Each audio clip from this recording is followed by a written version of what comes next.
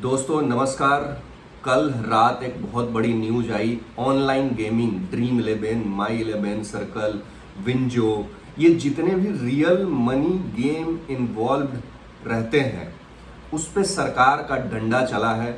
और इससे सरकार का भी अपना नुकसान है क्योंकि साल का 20,000 करोड़ रुपया टैक्स जाता है। लेकिन यहाँ पे मैं सरकार की कदम की तारीफ करूँगा कि उन्होंने बहुत सारे ऐसे घर उजड़ने से बचा लिए जो महीनों और सालों की सेविंग ड्रीम11, माई11 और ऐसे ऑनलाइन गेमिंग प्लेटफॉर्म पे उड़ा देते थे। सरकार ने इसके पहले टैक्स भी बढ़ाया था। ये सोचा था कि ये जो कंपनियां हैं कुछ रेगुलेटरी बॉडीज बनाएंगी, नियम कानून तय करेंगे, लेकिन ऐसा कुछ नहीं हुआ। फाइनली सरकार बिल लेकर के आई है जिसमें रियल मनी जितने भी इन्वॉल्विंग गेम हैं वो सारे बैन हो जाएंगे या उन पे सजा का प्रावधान होगा। जिस दिन से ये कानून पारित होगा ये माई11, सर्कल, ड्रीम11 ये सारे कटघरे में आ जाएंगे। और जितने इन्फ्लुएंसर्स और सेलिब्रिटी हैं उन पे बाहरी पेनाल्टी है और सजा का प्रावधान भी है। जितनी फाइनेंशियल बॉडीज इन्वॉल्व हैं इसके अंदर उन सबको सजा होगी। लेकिन इसमें सबसे बड़ी बात का ख्याल रखा गया है कि जो बंदा गेम खेल रहा है, जो ऑडियंस इसमें इन्वॉल्व है, उसको कोई सजा नहीं होगा क्योंकि वो पीड़ित की कैटेगरी में है, उसका ब्रेन वॉश किया गया है, तो उसको कोई सजा नहीं होगा। खिलाने वाले को सजा होगी और उस खेल को प्रमोट करने वालों को सजा होगा। यानी कि चाहे वो सेलिब्रिटी हो, चाहे वो कितने भी बड़े गेमिंग इंडस्ट्री के धुरंधर क्यों ना हो, सजा सबको होगी। अब गेमिंग इंडस्ट्री वाले इसको अपना औजार बना करके बता रहे हैं कि देखो सरकार का नुकसान हो जाएगा, 20,000 करोड़ का नुकसान हो जाएगा, रेवेन्यू लॉस है। भाई सरकार ने बोल दिया है कि भाई हम जो है समाज के साथ खड़े हैं, समाज के जो लड़के हैं वो इस ऑनलाइन गेमिंग में बर्बाद हो रहे हैं। कुछ आंकड़े बता रहा हूँ। सितंबर 2024 में वित्त मंत्री निर्मला सीतारमन ने कहा था कि ऑनलाइन गेमिंग जो है उसका जो रेवेन्यू है, कमाई 412% बढ़ गई थी। सिर्फ 6 महीने में कमाई का कुल आंकड़ा 6,909 करोड़ पहुंच गया था, जिसके पहले सिर्फ 1,000 करोड़ था। तो आप सोच रहे हो कितनी बड़ी इंडस्ट्री थी। और 35,000 करोड़ रुपया का इंडस्ट्री आज के डेट में है और 2028 तक बताया जा रहा था कि 85,000 करोड़ रुपया का इंडस्ट्री ये हो जाएगा। तो आप समझ रहे हो कि इसमें मतलब कितना बड़ा बूम था आने वाले टाइम पे। लेकिन ये क्या था, ये भाई शोषण कर रहे थे, ये लत लगा रहे थे।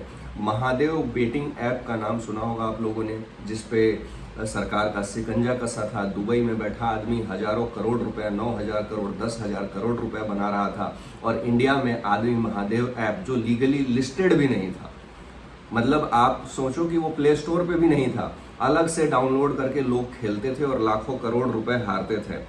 अभी क्या रेगुलेशन आया है इसमें, यह है कि सरकार ने जो प्रावधान लाए हैं उसमें यह बताया गया है कि जो विज्ञापन चलाएगा उसको 2 साल और 50 लाख तक का जुर्माना हो सकता है।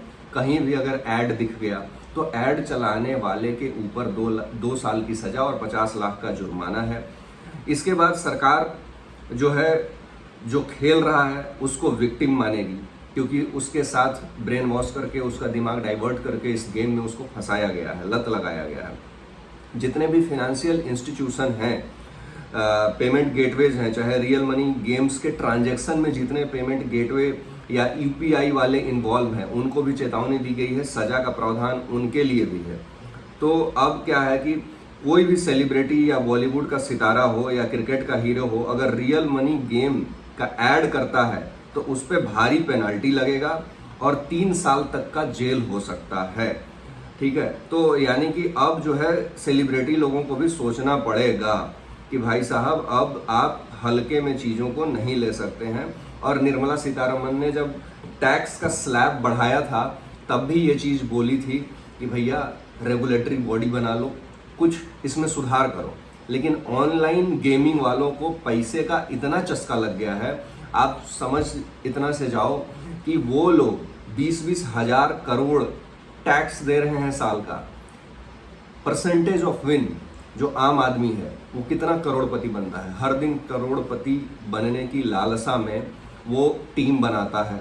और ऐसे कई करोड़ों लोग हैं जो करोड़पति बनने के लालसा में टीम बनाते हैं और हार जाते हैं। तो अब ये जितने भी ऑनलाइन गेमिंग वाला सिस्टम है वो खत्म होगा। चाहे वो सौरभ गांगुली ऐड करते हो, चाहे वो विराट कोहली ऐड करते हो, चाहे वो टीम इंडिया के कितने भी बड़े बड़े सूरमा हो, चाहे रणबीर कपूर हो, कोई हो, अब ऐड नहीं कर पाएंगे। आमिर खान हो, अब ऐड नहीं कर पाएंगे, क्योंकि सरकार का डंडा जो है करारा डंडा चलेगा। बस मेरे को ये जानना है कि जो सरकार रूल्स एंड रेगुलेशन लाई है, तो क्या ये टीम इंडिया के स्पॉन्सरशिप पे भी लागू होगा? जो जर्सियों पे माई ड्रीम 11 सर्कल लिखा हुआ रहता है या माई 11 सर्कल लिखा रहता है, उस पर क्या प्रावधान आएंगे, उसको आगे बिल में देखना होगा। मुझे लगता है कि अब ये हमेशा के लिए आगे हटेंगे जिस दिन से ये कानून बन जाएगा। अभी बिल पेश हुआ है, कानून में पारित होना बाकी है, लेकिन जिस दिन कानून बन जाएगा तो खेलने वाला भी जेल जाएगा और खिलाने वाला भी जेल जा सकता है। लेकिन इसमें एक चीज़ ये है कि खेलने वाले को सज़ा नहीं होगी। सज़ा इसलिए नहीं होगी क्योंकि उसको विक्टिम बताया गया है इस बिल में। तो यानी कि जो ऑडियंस है उसके बचने के आसार बहुत ज़्यादा हैं और बच भी जाएगा।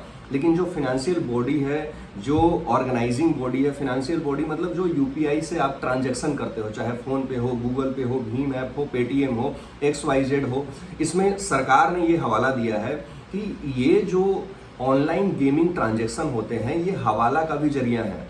जब ऑपरेशन सिंदूर हुआ था तब रक्षा मंत्रालय ने ये इनपुट दी थी कि ऑनलाइन गेमिंग के जरिए करोड़ों रुपए दुबई से आते भी हैं और करोड़ों रुपए दुबई या पाकिस्तान जाते भी हैं। तो ऑनलाइन गेमिंग एक हवाला का भी बहुत बड़ा जरिया बन गया था। ऐसा नहीं है कि अचानक से सरकार उठी और एक बिल लेकर के आ गई। पहले उस बिल का मसौदा तैयार होता है, कैबिनेट में जाता है, उस बिल को अप्रूव किया जाता है, उसमें कुछ अमेंडमेंट किए जाते हैं। ये सारा प्रोसेस करने में सरकार को 4 साल लग गया और 2 साल पहले ही सरकार को ये पता लग गया था कि इसमें जो है हवाला का पैसा इन्वॉल्व है। तो इसलिए सरकार ने उसको और रैपिडली एक्शन में लाया कि भाई नहीं, ये तो नेशनल थ्रेट है। तो अब मुझे लगता है कि ये जो जुए का बाजार, सट्टे का बाजार चल रहा था, वो फाइनली अब जाकर के इस पर कुछ लगाम लगेगी। मैंने भी जब चैनल क्रिएट किया था तो बहुत सारे लोगों ने मुझसे यही कहा था कि भैया ड्रीम 11 पे टीम बनाइए, माई 11 पे टीम बनाइए, आपका चैनल बहुत ज़्यादा ग्रो करेगा, आपको बहुत ज़्यादा स्पॉन्सरशिप आएगा। एक टाइम के लिए मैंने भी सोचा था कि यार व्यूज़ वगैरह ज़्यादा आते हैं, बना लेते हैं। फिर मेरे दिमाग में यही आया कि नहीं यार, ये ड्रीम 11, माई 11 ये क्रिकेट का मेन कंटेंट नहीं है। क्रिकेट का कंटेंट है बैठ करके क्रिकेट का मजा लिया जाए, उसका एनालिसिस किया जाए। और मैंने इसी के कारण अभी तक फिलहाल मैंने कोई ड्रीम 11 की टीम नहीं बनाई। मैंने अपने चैनल पे एक भी गेमिंग ऐप को प्रमोट नहीं किया है और ना ही मैंने इसको आगे बढ़ावा दिया है और अब ना आगे दूंगा, क्योंकि ये चीज़ फैक्ट है कि बहुत सारे लोगों का घर बर्बाद करती है। अगर आप सरकार के इस बिल से खुश हो तो अपना ओपिनियन कमेंट सेक्शन में ज़रूर बताइएगा, क्योंकि ड्रीम 11 खेलने वाले आपको हर जगह मिलेंगे, हर एक ऑफिस में मिलेगा, हर घर में मिलेगा। हर तीसरा बंदा जो क्रिकेट को पसंद करता है वो टीम बनाता है। तो आपका क्या ओपिनियन है कमेंट सेक्शन में ज़रूर बताइएगा। और वीडियो अच्छी लगे तो लाइक, शेयर, सब्सक्राइब करना मत भूलिएगा। धन्यवाद। जय हिंद।